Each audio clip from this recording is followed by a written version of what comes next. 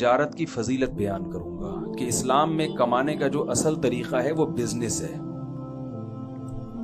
پھر میں بعد میں بتاؤں گا کہ ایک مسلمان تاجر میں اور ایک غیر مسلم میں کیا فرق ہوتا ہے. تجارت کی فضیلت قرآن سے بھی ثابت، احادیث سے بھی ثابت. قرآن مجید میں اللہ تعالی نے جہاں بھی کمانے کا ذکر کیا ہے، پیسوں کا ذکر کیا ہے، تو اس میں تجارت کے ذریعے کمائی کا ذکر ہے. ملازمت کے ذریعے کمائی کا کہیں ذکر ملتا ہی نہیں ہے. سورہ جمعہ جب نازل ہوئی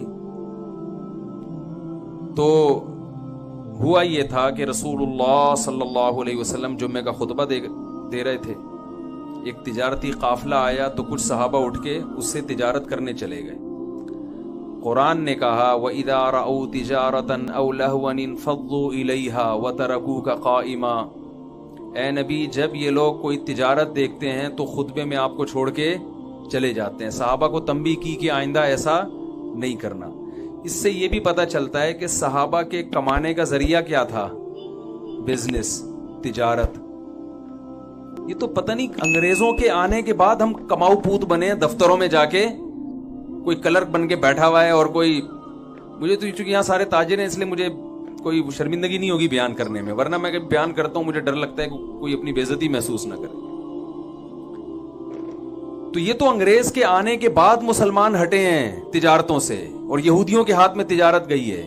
مسلمانوں کے کمانے کا جو ذریعہ ہوا کرتا تھا وہ بزنس ہوتا تھا، وہ ملازمت نہیں ہوتی تھی.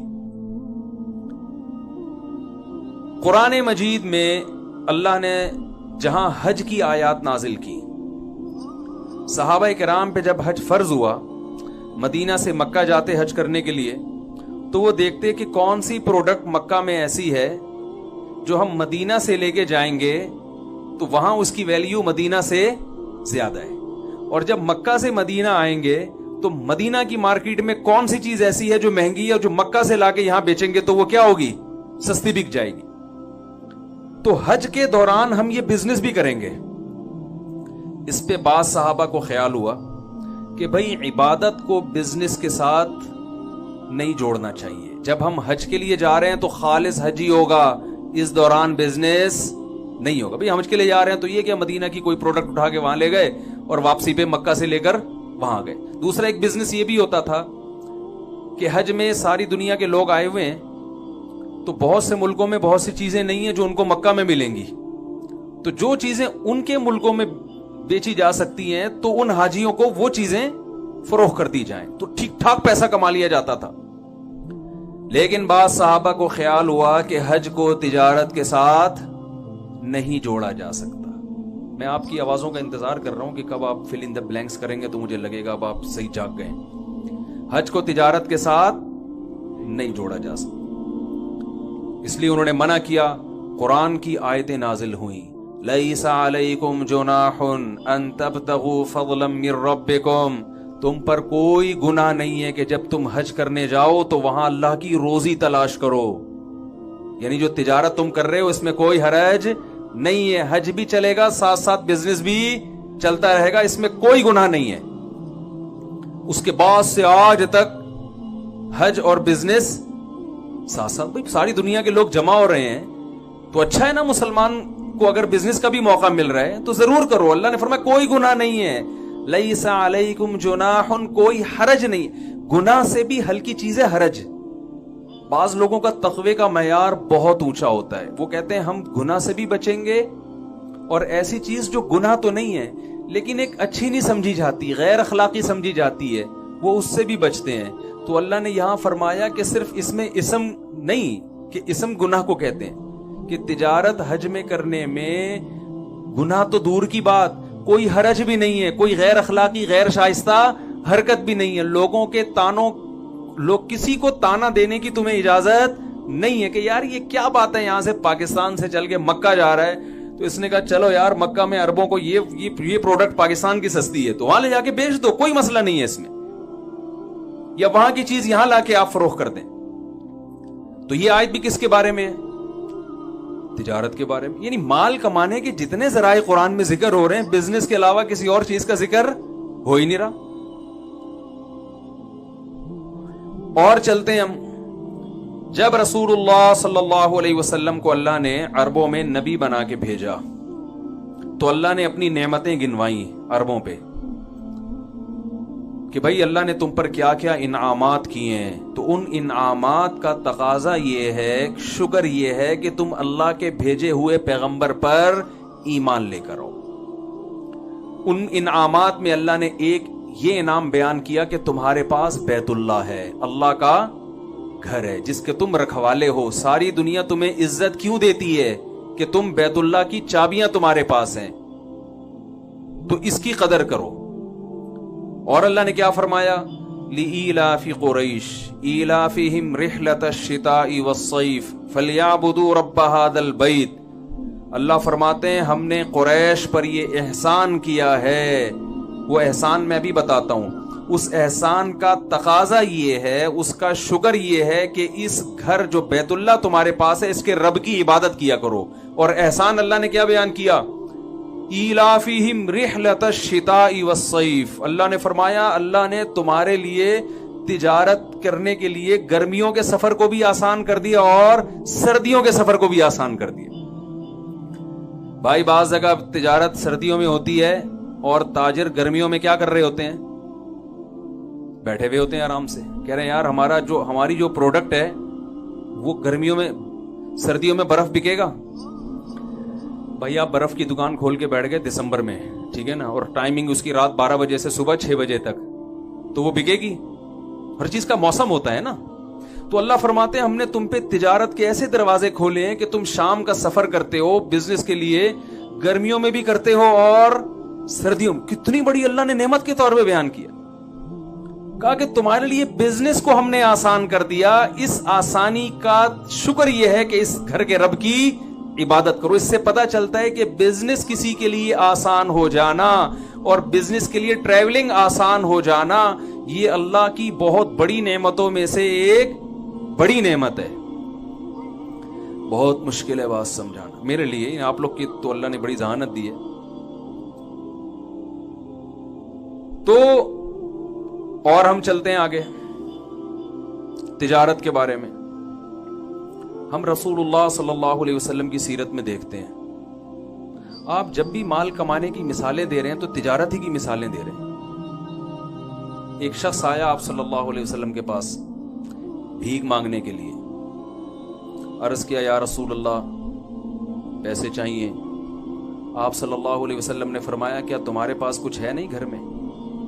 یعنی آپ صلی اللہ علیہ وسلم اسے بھیک سے بچانے کے لیے کمانے پہ ڈالنا چاہتے تھے. تو آپ یہ بھی کہہ سکتے تھے کہ جاؤ فلاں کے ہاں ملازمت کرو جا کے. آپ نے یہ نہیں فرمایا. فرمایا تمہارے پاس کچھ بھی نہیں ہے؟ انہوں نے کہا کچھ بھی نہیں. کچھ تو ہوگا. وہ ایک پیالہ اٹھا کے لے آئے. آپ صلی اللہ علیہ وسلم نے فرمایا اس پیالے کو کون خریدے گا؟ کتنے میں؟ ایک صحابی نے کہا 1 درہم نے. آپ نے فرمایا کون ہے جو اس سے زیادہ میں؟ یہ بزنس باقاعدہ سکھایا جا رہا ہے. غلط تو نہیں کہہ رہا بھائی میں؟ جاب کی طرف رہنمائی نہیں کی جا رہی. کس کی طرف کی جا رہی ہے؟ بزنس. اور صرف ایسی گائیڈنس سید الانبیاء کہ بھائی تمہارے پاس کچھ بھی نہیں ہے تو آؤ ہم تمہیں طریقہ بتاتے ہیں. اس طریقے سے پیسے کمانا سکھاتے ہیں کہ بزنس بھی ہو جائے گا اور تم لوگوں کے سامنے ہاتھ پھیلانے سے بھی بچ جاؤ. آپ یہ کہہ سکتے تھے تمہارے گھر میں اگر برتن ہے نا اسی کو بیچ کے پیسے کمانا شروع کرو. وہ صحابی کہتے ہیں یا رسول اللہ وہ کھانے کی پلیٹ ہے، اسی کو اگر میں نے بیچ دیا تو میں تو اس جس برتن میں کھاتے ہیں وہ بھی غائب ہو جائے گا. تو کھاؤں گا کس؟ شاپر تو تھے نہیں نا اس زمانے میں، کھاؤں گا کیسے؟ اس کی رہنمائی کی جا رہی ہے. آپ صلی اللہ علیہ وسلم نے فرمایا کون ہے جو خریدے گا؟ ایک صحابی نے کہا 1 درہم. فرمایا 1 سے زیادہ میں کون خریدے گا؟ یہ نہیں فرمایا کہ سستے میں بیچ دو ہیں، 1 درہم میں دے دو اللہ کھلائے گا تمہیں، بلکہ 1 سے کم میں وہ آدھے میں لے رہا ہے وہ آدھے میں دے دو، سستا ترین کر کے بیچو. اس لیے کہ کھلانے والا کون ہے؟ اللہ. یقیناً اللہ کھلانے والا ہے. لیکن اگر نبی صلی اللہ علیہ وسلم اس موقع پہ یہ طرز عمل اختیار کرتے تو مسلمانوں پہ بزنس اور تجارت کا دروازہ بند ہو جاتا. بزنس تو بزنس ہے، اس میں جھوٹ بولنا جائز نہیں, بیوقوف بنانا جائز نہیں, لیکن بزنس کی ڈیفینیشن ہی ہے بھائی اپنی پروڈکٹ پہ کس طرح زیادہ سے زیادہ ارننگ ہو سکتی ہے, ایک دوسرے کی ضرورتوں سے کیسے فائدہ اٹھایا جا سکتا ہے. تو آپ نے فرمایا کون ہے جو اس سے زیادہ میں خریدے گا؟ صحابی نے کہا 2 درہم میں خریدوں گا. 2 درہم میں بیچ کے آپ نے ان کو 2 درہم پکڑائے, فرمائے ایک سے کھانا خریدو اور ایک سے کلہاڑی لو. وہ کلہاڑی خرید کے لائے, دستے مبارک میں لگائے, فرمایا جاؤ جنگل سے لکڑیاں کاٹ کے بیچو. انہوں نے اچھے خاصے پیسے جمع کر لیے, برتن بھی آ گیا, کھانا بھی آ گیا, صحیح ہے نا, اور اضافی پیسے بھی. تو کس کی طرف رہنمائی کی جا رہی ہے؟ وہی بھول گئے, بزنس کی طرف. صحابہ کرام میں ہم دیکھتے ہیں جتنے بڑے بڑے صحابہ تھے سارے تاجر تھے. آپ کا کیا خیال ہے اس زمانے میں جو جنگیں ہو رہی تھی جہاد میں, تو کیا ان میں مالی وسائل کی ضرورت نہیں ہوگی؟ میں ذرا آپ کو نا ایک ہمارے جامعۃ الرشید نے صحابہ کرام کے جو اثاثے تھے, جو بڑے مشہور صحابہ ہیں, ان کے اثاثوں کو باقاعدہ کیلکولیٹ کیا تھا تاریخی کتابوں سے نا, کہ ان صحابہ کے اثاثے کتنے تھے, بزنس کی بیس پر ان کے پاس کتنے مالدار تھے یہ. تو میں ذرا آپ کو وہ تھوڑی سی ایک جو ان کی تیاری ہے نا وہ میں آپ کو پڑھ کے سناتا ہوں.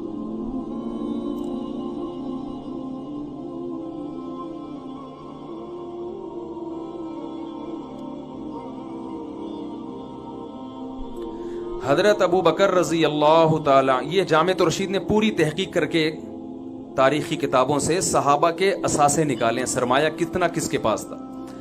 حضرت ابو بکر رضی اللہ تعالیٰ عنہ کے پاس 40,000 درہم چاندی تھی, جو کہ آج کے حساب سے 58 کروڑ روپے بنتے ہیں. میں سمجھا پا رہا ہوں اپنی بات؟ اتنے بڑے بڑے رتبے والے صحابہ تھے, ان کے اثاثے کتنے تھے؟ 58 کروڑ روپے. حضرت عثمان رضی اللہ تعالیٰ عنہ کے پاس موجودہ دولت کی تفصیل کچھ یوں تھی: 3 کروڑ 5 لاکھ چاندی کے درہم, 1 لاکھ سونے کے دینار, اور خیبر, وادی قرا اور کنویں کی صدقہ کی گئی دولت کی مقدار 2 لاکھ سونے کے دینار. اس کے ساتھ ربضہ کے مقام پر ان کے 1000 اونٹ تھے. اگر ہم ان ابن کثیر کے پیش کردہ اعداد و شمار کو حتمی مانے تو سونے اور چاندی کی موجودہ قیمت کے اعتبار سے جو حضرت عثمان کے اثاثے بنتے ہیں 11 ارب 90 کروڑ 5 لاکھ روپے. یہ کس کے اثاثے تھے بھائی؟ بولو نا یار, کیا ہو گیا بھائی؟ تو میں آپ کو پیسے کمانے کی ترغیب دے رہا ہوں. آپ پہلے مولوی سنیں گے یار ہمیں پیسے کمانے کی ترغیب دے رہی ہے, لیکن میں اس کو سیٹنگ پہ لاؤں گا ابھی, ٹھیک ہے نا. تو کتنے اثاثے ہوئے؟ 11 ارب 90. یہ باقاعدہ تحقیق ہے, یعنی ایسے ہی نہیں ہے کہ ایسے کسی نے اندازہ. 11 ارب 90 کروڑ 5 لاکھ روپے آج کے زمانے کے حساب سے. حضرت عثمان رضی اللہ تعالیٰ کے پاس جو ایک ریشو تھا نا کہ اتنی مالیت ان کے پاس رہا کرتی تھی. عبد الرحمن ابن عوف رضی اللہ عنہ کا نام بھی آپ نے سنا ہوگا. یہ انہوں نے ایک موقع پر جو ہے نا جہاد میں 40,000 درہم دی ہیں, جو 58 کروڑ روپے بنتے ہیں. جس نے 58 کروڑ کا چندہ دیا ہوگا, تو چندہ تو آدمی اپنی آمدن میں سے کچھ حصہ نکالتا ہے نا بھئی. ایسا تو نہیں ہوتا کہ آپ کی چندہ دے کے آپ خود چندے کے مستحق بن گئے تھوڑے دنوں میں, ایسا تو نہیں ہوتا نا. اپنی انسان جو ارننگ کا ذریعہ وہ تو سنبھال کے رکھتا ہے نا. تو حضرت عثمان رضی اللہ تعالیٰ عنہ نے میدان جہاد میں ایک مرتبہ جو چندہ دیا اس کی تعداد کتنی تھی؟ میں چندہ نہیں مانگوں گا آپ سے, بے فکر رہے ہیں. آپ کہیں اچھا بھی ہمیں یہ بلوا کے نا آہستہ آہستہ لائیں گے کہ اب آپ بھی کچھ 2-3 کروڑ نکالیں. تو 58 کروڑ روپے حضرت عثمان نے کیا دیا؟ چندہ. ایسے بہت سارے صحابہ ہیں, یہ پوری ان کی جو ہے تحقیق لکھی ہوئی, میں پڑھوں گا تو کافی ٹائم ہو جائے گا. جتنے بڑے بڑے محدثین ہیں وہ سارے کیا تھے؟ تاجر. خود رسول اللہ صلی اللہ علیہ وسلم نے نبوت سے پہلے کمانے کا جس چیز کو ذریعہ اختیار کیا وہ کیا تھی؟ تجارت. آپ نے پوری زندگی تجارت کی. ہاں بکریاں چرائی ہیں, وہ ملازمت تھی. وہ اس لیے کہ رسول اللہ صلی اللہ علیہ وسلم نے فرمایا کوئی نبی دنیا میں ایسا نہیں آیا جس سے اللہ نے بکریاں نہ چروائی. وہ ایک مصلحت ہے, قوت برداشت پیدا کروانا, وہ ایک الگ چیز ہے.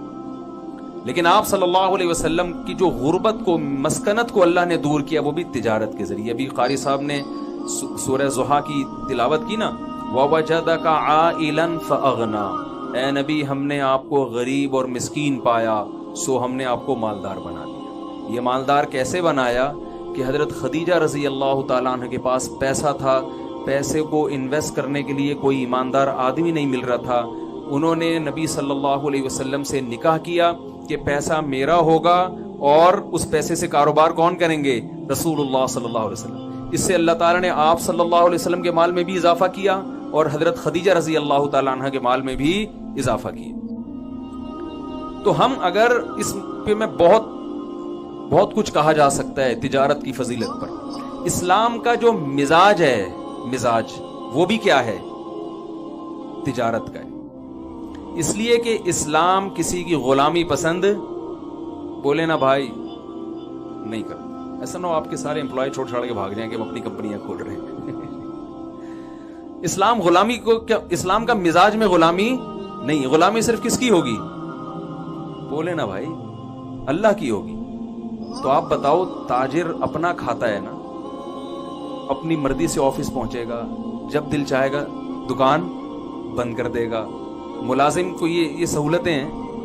بلکہ دفتروں میں جو آج کل حالات چل رہے ہیں نا، اس میں تو آپ کو پتا ہے کہ باس کو مکھن لگانے کے علاوہ کوئی اور کام ہوتا ہی نہیں. پیٹھ پیچھے بیٹھ کے صبح سے شام تک برائیاں کرتے رہیں گے اس کی. جیسے ہی آئے گا تو سر کیونکہ اس کو پتا ہے نچوڑ تیل کہاں سے نکلے گا، اسی کنویں سے نکلے گا. تو اسلام کے مزاج میں کیا ہے؟ سر اٹھا کے جینا. یہ تاجر تو سر اٹھا کے جی سکتا ہے، ملازم سر اٹھا کے نہیں جی سکتا. ملازمت میں آپ کی محنت کا فائدہ کون اٹھائے گا؟ جس کے آپ ملازم ہیں. فائدہ سارا وہ اٹھائے گا. میں دنیا میں الحمدللہ میرے اب سفر ہونے شروع ہوئے ہیں. بہت سارے ملکوں میں جانا ہوا، پاکستان میں بہت سی جگہوں میں جانا ہوا. میں نے جتنا کامیاب تاجروں کو دیکھا اتنا کسی اور کو نہیں دیکھا. اور تجارت کے لیے میرا ایک اصول بن گیا کہ اس کے لیے انٹر میں فیل ہونا ضروری ہے. یعنی اتنے میں نے تجربے کیے نا کہ جس کو بھی میں نے دیکھا نا کروڑوں اربوں میں کھیل رہا ہے، وہ اسکول کا بھاگا ہوا ہے. معذرت کے ساتھ شاید میرا تجربہ غلط ہو. ابھی سیالکوٹ میں ایک تاجر ہیں، انہوں نے بہت اللہ نے ان کو نوازا ہے، ایکسپورٹ ہوتا ہے ان کا مال، بہت کروڑپتی آدمی ہے.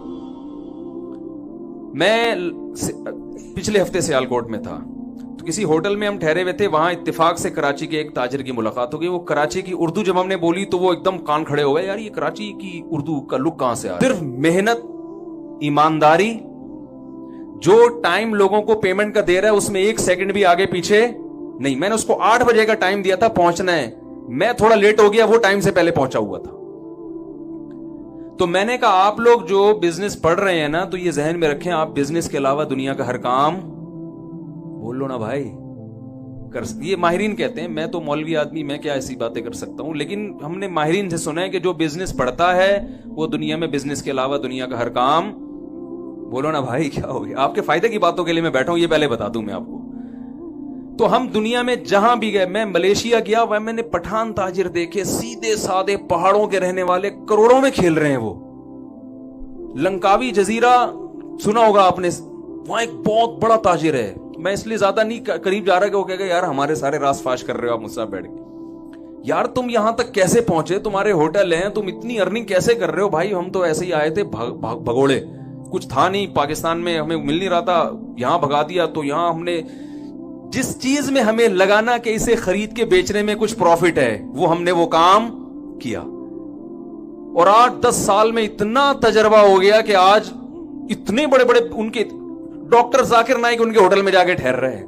حضرت مفتی تقی عثمانی صاحب جا رہے ہیں وہاں پہ، ہمیں بلایا اس نے. تو آتا کچھ بھی نہیں ہے. تو پہلے تو میں یہ تجربہ شیئر کرنے کا مقصد یہ ہے کہ اسلام نے بزنس کو اتنا زیادہ فوکس کیوں کیا. اس پہ اور بھی بہت سی آیتیں. حدیث ایک روایت میں آتا ہے، رسول اللہ صلی اللہ علیہ وسلم نے فرمایا تسعۃ اعشار الرزق فی امتی فی التجارہ.